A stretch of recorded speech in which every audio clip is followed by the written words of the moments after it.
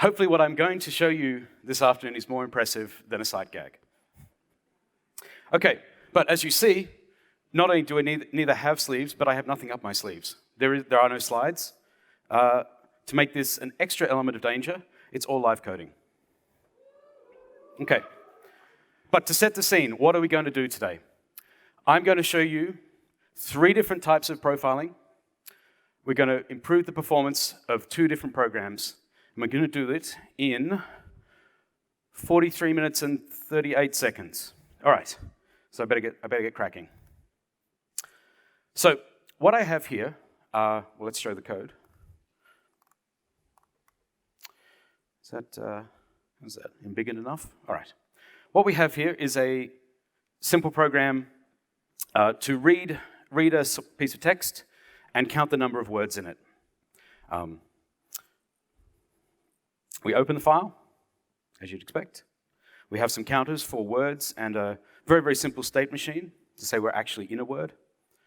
And so until we reach the end of the file, we read a byte, check we didn't get to the end of the file, make sure there's no other kind of weird error, and then we say, is this a space? Do we just read a space? And also, if we're in a word, because we're basically reading through the file, counting character, character, character, space. Okay, that's a word, including the word counter. Now what happens if there are a few spaces in a row? The presence of a space, it's only a word if there's a non-space either side. So we have to keep a little state there. And then we ask, is it actually a letter? So let's, well, first thing, why am I building this program rather than using the more convenient go run? Well, because we want to find out how long it takes to execute this program. We don't want to include the time of compilation. So first of all, go build this program. And now we're going to need some input. And it should probably be a reasonable size input, like you can count how many words there are in very short strings yourself. You don't need a computer for this. So thanks to the internet, we have the complete text of Herman Melville's Moby Dick, which is quite an extensive volume. And if you've ever had the unpleasant pleasure of working with me, you will know that I will take this text and drop it into any text box in your application and see what happens. How big is this? It is 1.2 megabytes of fine prose. So, actually, sorry, it's, okay, how long did that take? Okay, I should have timed how long that took. It seemed to take some time. So, how long does it take to count 1.2 mega of characters? 2 seconds. Okay, I don't know, like, is that a reasonable amount of time to take? Or is that, given that we've just run this program, we have no basis for comparison, let's compare to something else that counts words. Does anyone know a program that we can use to count words? Okay, you call word count. Is that its real name? WC, yes. Why write word count when you can just say WC? So, number of words. Well, I don't know if we need to time it. That was effectively instantaneous. Okay, for comparison, let's just compare our version. Okay, so important thing I need to point out, that there are a different number, and that is correct. What WC considers to be a word and what my program considers to be a word are not the same. But I think the underlying idea that the program has to read all the characters in the file you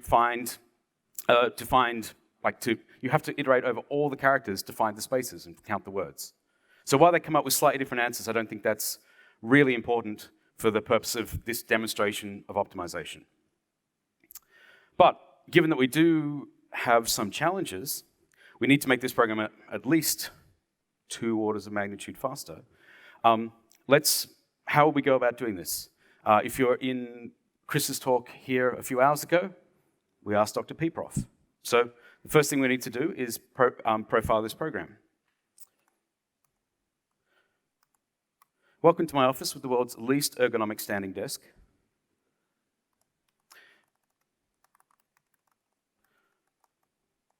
And because I can't ever remember how to do it with runtime pprof, I'm going to use my own helper package that I wrote. And we're just going to say, put the profile just in the working directory, so it's not a horrible long import, a horrible long path.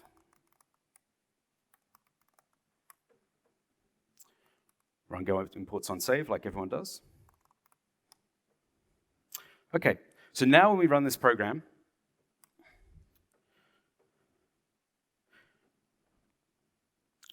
golly gosh, I forgot to defer the stop. There we go.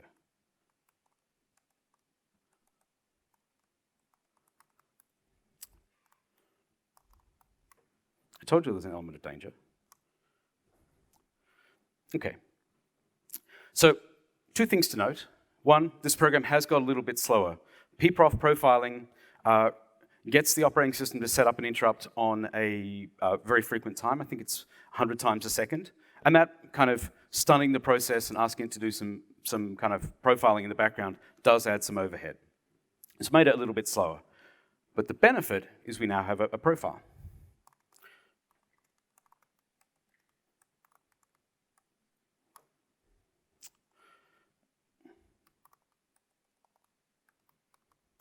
One of the nice things that was added a couple of releases ago is a much more updated version of pprof in the standard library.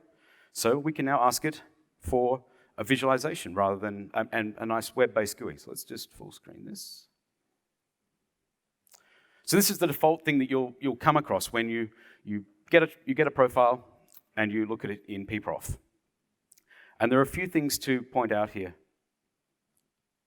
You can think of, there are three kind of distinct starts of these trees. What you're seeing here is the call stack.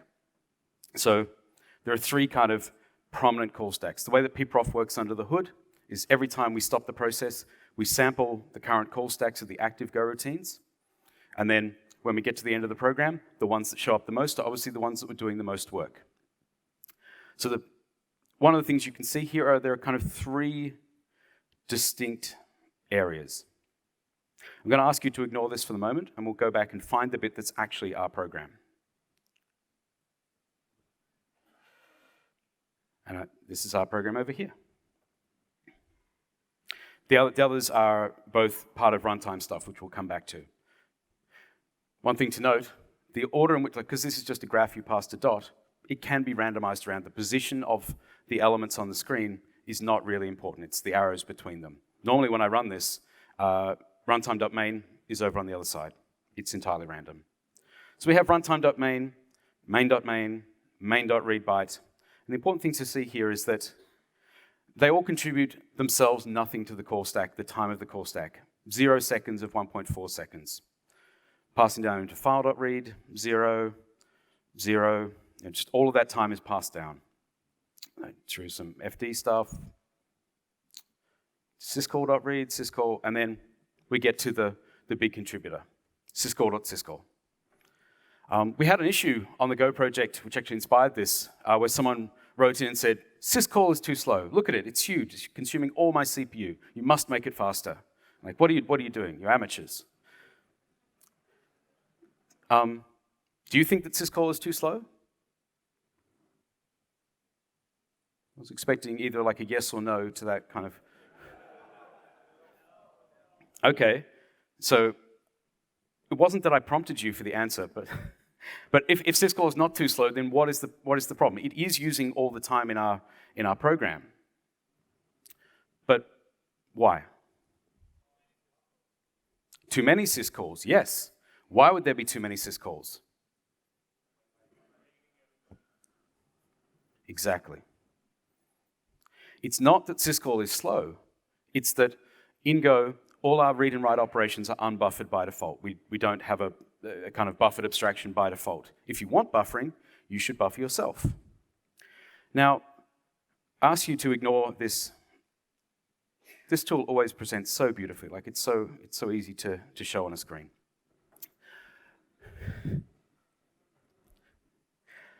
So if this is this arm here, and maybe I can demonstrate with technology, if this arm here is the work of our program, then what's all this nonsense over here? What's happening over here?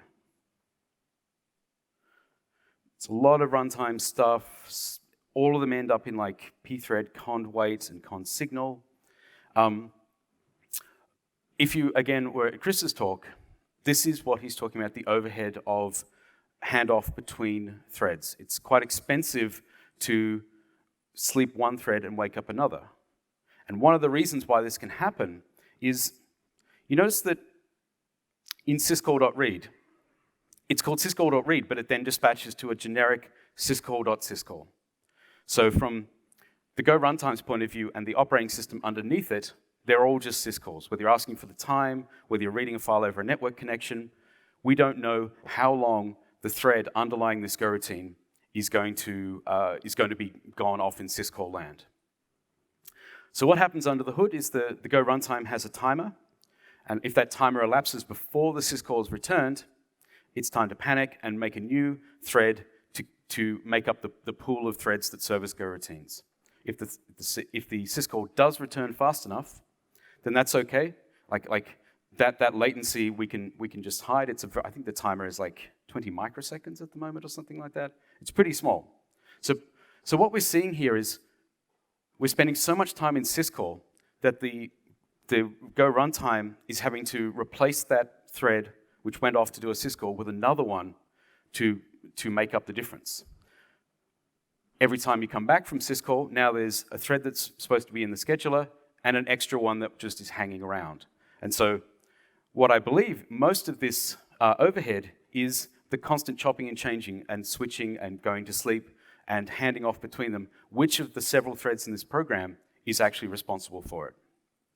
But let's come back to the problem.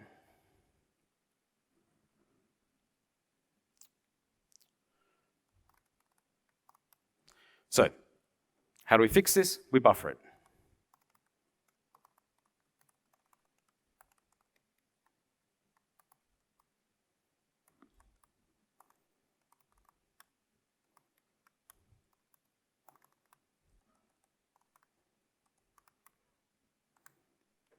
Okay, previously it was 2.6 seconds. Let's see how long it takes now. Impressive. So that one change improved the performance of this program by an order of magnitude. Let's have a look at the CPU profile again. Let's do it properly. Okay. Now, not only has this changed, but we can't even really see our own program in here anymore. There's like our main.main and all the code that we're actually running is not visible anymore. There's just some kind of just runtime stuff.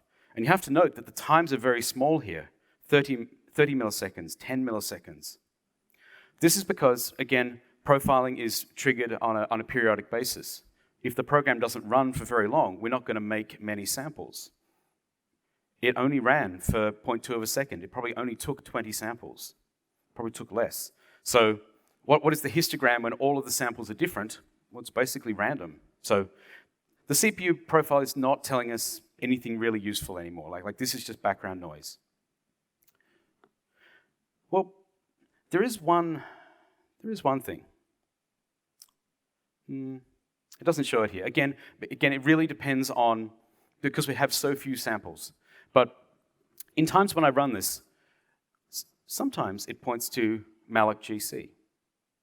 So of the few stack traces it was able to grab. In fact, let me just try. I mean, this program takes so little time to run anymore, we can just grab another profile it. Yes. So now, I mean, even though, like, this is just one sample, 10 milliseconds, but it's saying that of the activity I could grab, malloc GC. So maybe memory usage is a key to the difference between what WC is doing and what our program's doing. So by that setup, it gives us a hint that we should try a different kind of profiling on this program. So let's switch from CPU profiling to memory profiling.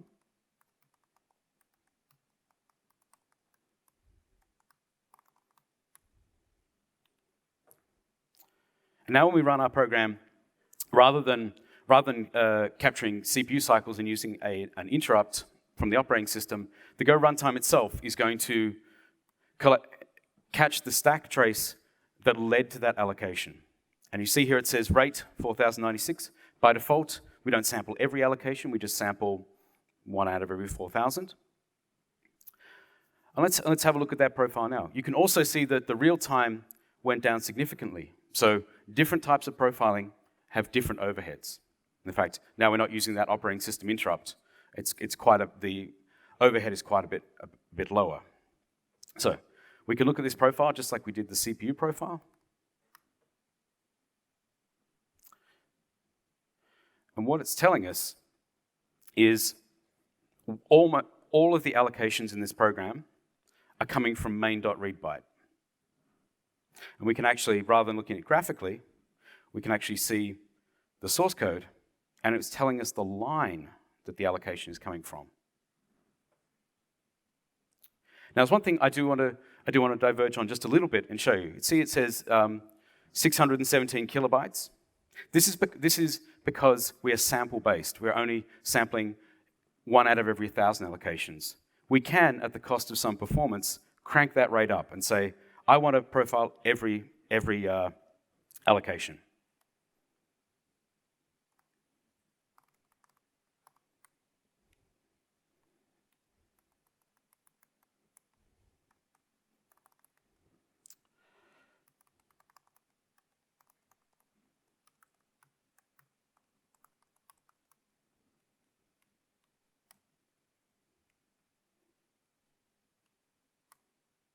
Okay, you can see there was an increase in the overhead. We increased the overhead a little bit, but we've also set the profiling rate to 1. So now when we look at the profile itself, we should see every allocation that happened in this program.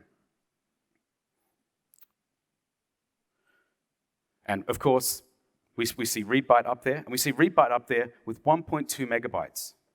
So that's a really strong clue that the memory usage of this program is directly derived from the data you feed it.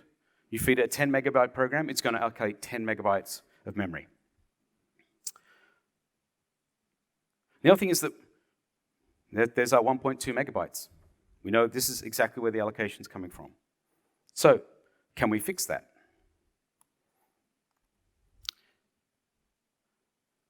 What's a way that we can... I should explain why this is leaking. It's leaking because we declare an array, we slice that array into a slice, and we pass it to read. Now, what is the type of R? It's an IO reader. It's an interface. So the runtime and the compiler don't know at runtime what reader we're actually going to be passed. Could be a file, could be a buffer IO, could be something that somebody else has written. So we don't know what they're going to do with the contents of the buffer that we pass them. They might capture the address of one of the elements in the buffer and keep it for why they know. So this forces this allocation to escape to the heap, and that's where all the memory allocation is being reported. So, in the interest of time, one of the ways that we can solve this is just to do that.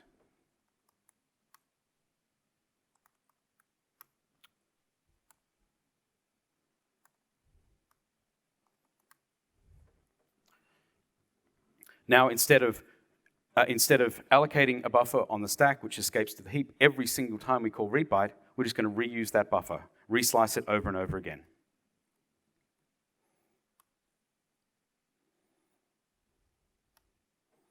And now, that's more what we expected. 0.2 of a second. Let's just compare with WC.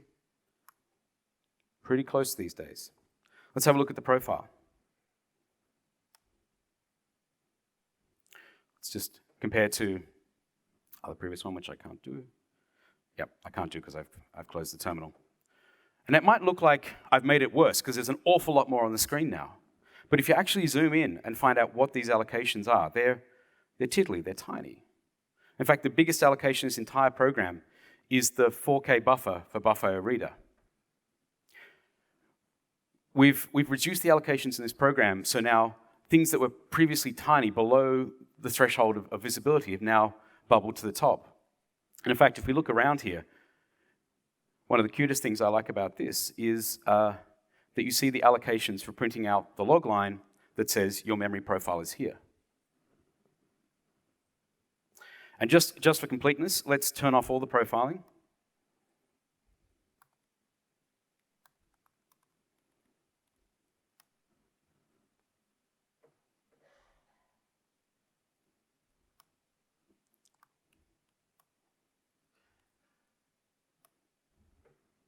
So we're now around about twice as slow as WC.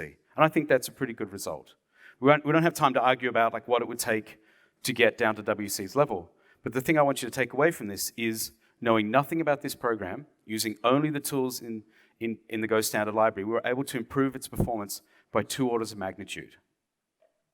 Now, maybe in all programs there aren't this many pieces of low-hanging fruit, but this simple investment of time I think pays off for anybody who's interested in improving the performance of a program. So I promised you 3 different profiling methods. So we're going to leave this example here, and we're going to move to something different, which is an example that both Francesca and I work off.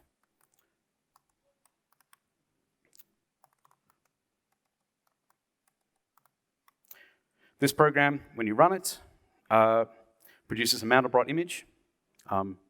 People are probably familiar with this kind of fractals. They were very popular in the 90s when I was a child.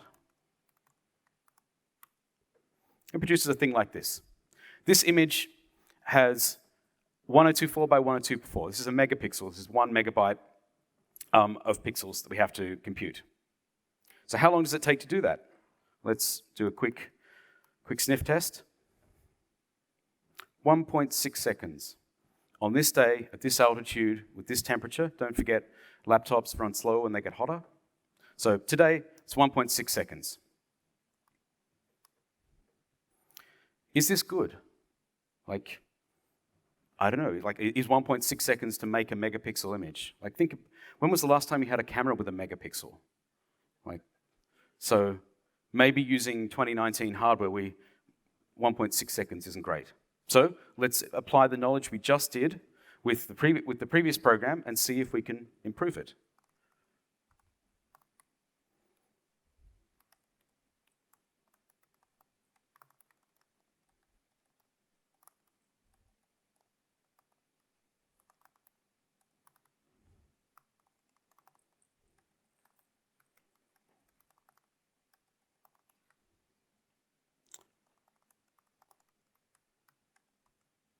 If I was really smart, I would have set up macros for all this.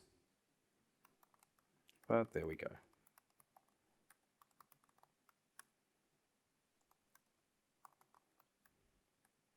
So exactly the same as we did with the last program. Grab ourselves a CPU profile. Let's have a look at it. Okay. There's a bunch of stuff here. There's some runtime stuff. It's all very small. When you're reading these graphs, you follow the arrow. You follow the giant arrow, and it tells you where most of the time is being spent. And this is telling us that main, something called sequential fill image, and fill pixel, and paint are taking nearly 90% of the time. So don't worry about anything else in this graph, because if we don't fix this, we don't improve the performance of the code. Let's have a look at the source. So this is paint. It's just a little function that takes the Mandelbrot calculation is you iterate over a complex number until you reach some limit. And you take that limit and you use that as the color of the pixel. So we're doing that here, and then we're assigning it to the red, green, and blue. So paint is just assigning to some fields. Don't think we can speed that up very much. Fill pixel is the Mandelbrot equation. It runs that until it reaches the limit, and then we hit paint. So pprof told us what it saw. It said, you're using all your CPU time here, but I don't think we're going to be able to improve the speed of assigning to a field, and I don't think I'm smart enough to compute the Mandelbrot equation faster. So it seems like pprof has told us what it saw, but there's not much we can do with that information. So this is now the case to introduce a different tool, which is the trace tool. Now, tracing was added in Go 1.5, and over the next couple of years, we actually figured out how to do it. We uncovered the missing manual of trace.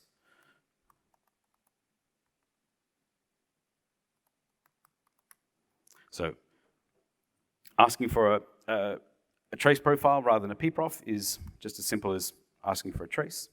Now we use a different tool to analyze this because it actually reuses a bunch of infrastructure from Chrome, as it turns out. So this thing is just running a little web server, translating our trace file into the output that Chrome wants to visualize. This is the JavaScript debugger. Super useful tip, question mark shows you the hotkeys. Just like on every other Google property. So using those, A and D go left and right, W and S zoom in and out. What can you see on this graph? Like there are three things that are very obvious. The first one is that this program is bimodal. It does some stuff here, and then its operation changes. I'll just zoom in there. Its operation changes, and whatever this is, we'll get into what that is in a second, it behaves differently, it moves around. We can see this is a graph of the heap, which is very common for garbage collected languages, this stair-step behavior. So obviously, memory allocation is involved here, like it starts to allocate memory. Now, we can explain what we see here, because don't forget we compute the image and then we write it out. Let's have a look at if I have any of these left. Nope, I don't have any of them left, that's okay. So this is obviously computing the image, and then this is writing it out. And in fact, we can prove that by if you click on these and you're lucky, you actually get a stack trace for them. There we go. Main, PNG, encode, write, compress, write out. And there's one glaring thing on here. Does anyone want to take a guess at why this program is not as fast as it could be? Yell it out. Single-threaded, yeah. There's a big green line here on proc 0, and all the rest of them are doing nothing. So, one of the ways that we could improve the performance of this code without having to reinvent a new form of mathematics to multiply complex numbers is to just spread this work over multiple CPUs. And that's in fact what we can do with this program. This is our sequential fill image for each row and each column in each row. Compute the pixel. Now this is Go. We have Go routines. Why don't we just compute every pixel in parallel? So for each row, for each column, start a Go routine to compute the pixel. Now, of course, we can't do 1 million pixels at the same time. Like, there are only a limited number of cores, but we know the scheduler handles is built for this, so it should, we'll work through that backlog of Go routines as quickly as we can. And the way that we do this program has a mode flag, so we're in sequential mode, we can go to per pixel mode. Okay. So it didn't really change the time, 1.6 seconds to 1.7. One thing that did change was user. Real is the real time. It's the time that we experience. It's the progression of time. User is an accounting measure for how many CPU seconds are used. If we use more than one CPU, we use time at a faster rate. So given that they were the same here, but vastly different here, there's a hint that we're doing more parallelism, like we're using more CPUs. But also, it didn't seem to make the program faster. So let's have a look at the trace. Now, it's taking longer to load because the size of a trace is based on the number of Go routines and their interactions. So we used to just be single-threaded. Now we have 1 million Go routines all fighting to get on the scheduler to do their work. And this really does chug quite hard. And because of this, when it opens, we won't be able to look at the whole 1.5 seconds of the runtime. We have to kind of break it down into smaller chunks because just loading all these points into Chrome's debugger is not a good idea. Like it really chugs doing this. Now, okay, so there's more work on more cores, but there's a lot of gaps. And something else that I want to point out is the idea that we had, like what I suggested was, let's start all those Go routines and then just sit back and wait for them to finish. So we have a count up here of the number of runnable Go routines, and the number of running Go routines. Now, I was expecting, runnable is ready to run, so I was expecting hundreds of thousands. But there's only like 6. Like, it never seems to get started. And if we zoom all the way in here, we can see that like there's virtually no work happening at all. In the interest of time, what I believe is happening here is that the amount of work it takes to compute 1 pixel is very small relative to the overhead of starting and managing those Go routines. And in fact, don't forget that the producer itself is a Go routine. It competes for CPU time with the things consuming them. So if all your CPUs are busy computing pixels, there are no threads available to start more Go routines. So if doing 1 pixel per Go routine is too small an amount of work, what if we kind of split the difference and did a row at a time? So we're going to have 1,000 times less Go routines, but they'll each be doing 1,000 times more work. Is that going to make us faster? For comparison, let's just look at per pixel mode again, 1.8 seconds, and let's try this row at a time mode. That's looking better. We've almost cut that time to a quarter of what it was. We made it, while also apparently using more user time than we did real time. So there's probably some parallelism going on, and that's why we improved the speed of the code. Let's look at the trace tool. You notice how much faster that opened. It's because there's 1,000 times less Go routines, there's 1,000 times less interactions. And one of the nice bits about that is that the trace, we now get to see the whole of the program in the trace. We also see what we expected with Go routines. We get this, maybe I'll use magic. We get this large peak that we expect, like the producer is running ahead of the consumers, building up work on the scheduler. So at this point, we have 850 runnable Go routines, 600, 400. That's what we expect. We also, if we look at the number of threads, there are 8 are running. So there's 8 procs just chewing through that backlog of Go routines. We also see, I collapsed that. There we go. We also see that now we have work on each of our CPUs. The colors, by the way, are not indicative of anything. You don't get to control the color. It's not like what Patrick Hawley was suggesting yesterday. They're just assigned so that you can tell when 2 different Go routines are next to each other. So each of these boxes represents the time to start a Go routine and compute 1,000 pixels. And then at the end, we obviously collapse back into printing out the image. Okay. So that's pretty good. In fact, that's very good.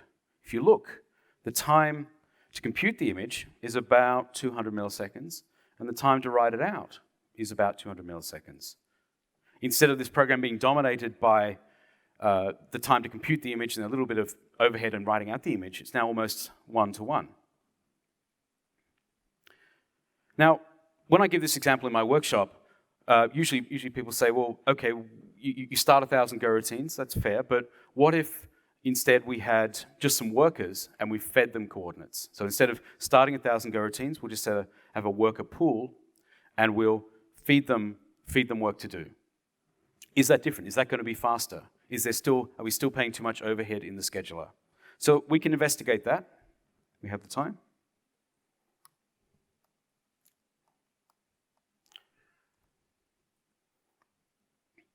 So we start a number of workers we're provided, and each of those workers ranges over the channel, getting essentially a row, saying please compute this row, and then for every column in that row, calls fill pixel.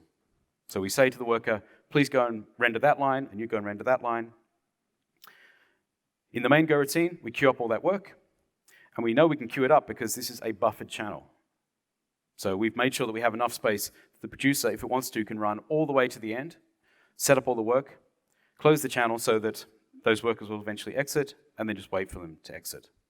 So instead of running each of them in a Go routine, we've kind of chosen to use a worker model. This is obviously the...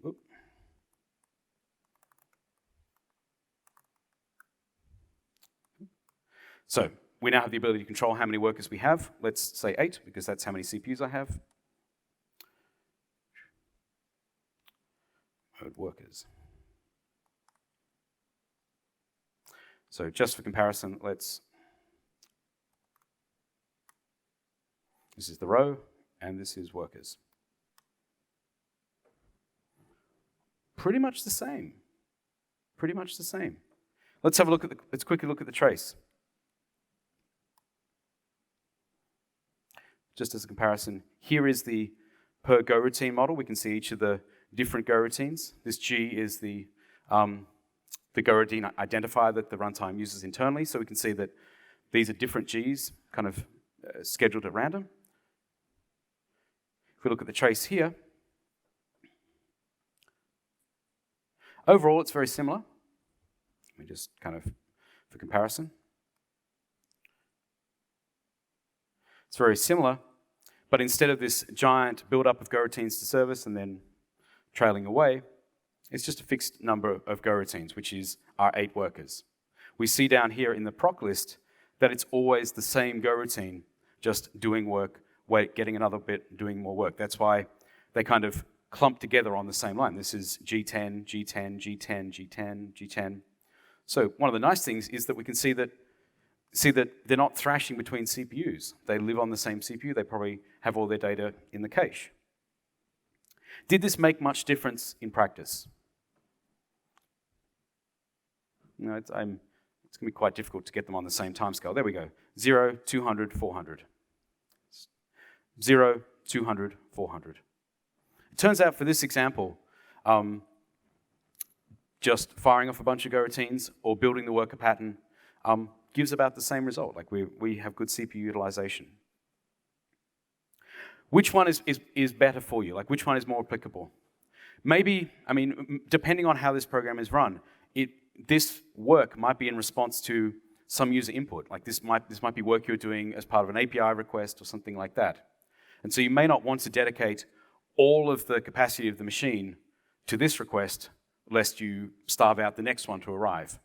So depending on your use case, you may want to dedicate a number of workers to computing this image and the other one in parallel with that. So I think I've shown that the two strategies deliver roughly the same performance, and it's really down to operational concerns of which do you want to do.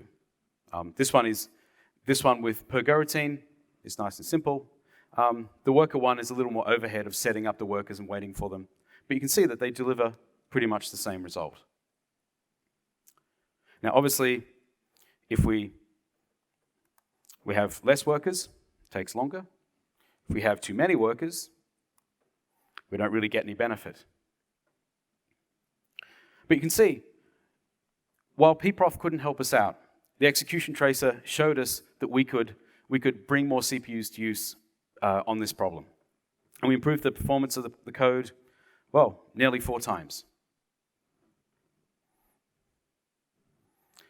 And what I want to end on, just as a little aside. So the worker model or the Go routine model, it doesn't really matter.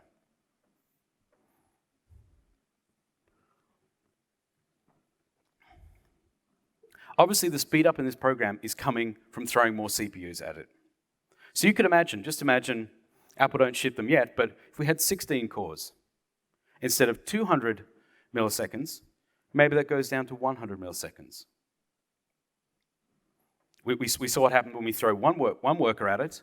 It takes 1.6 seconds. So even though it isn't completely linear, you could make the argument that if we had more cores, we could reduce this runtime even further. In fact, you could probably take it to the logical extreme and say if we had 1,000 cores, we could compute each row at the same time.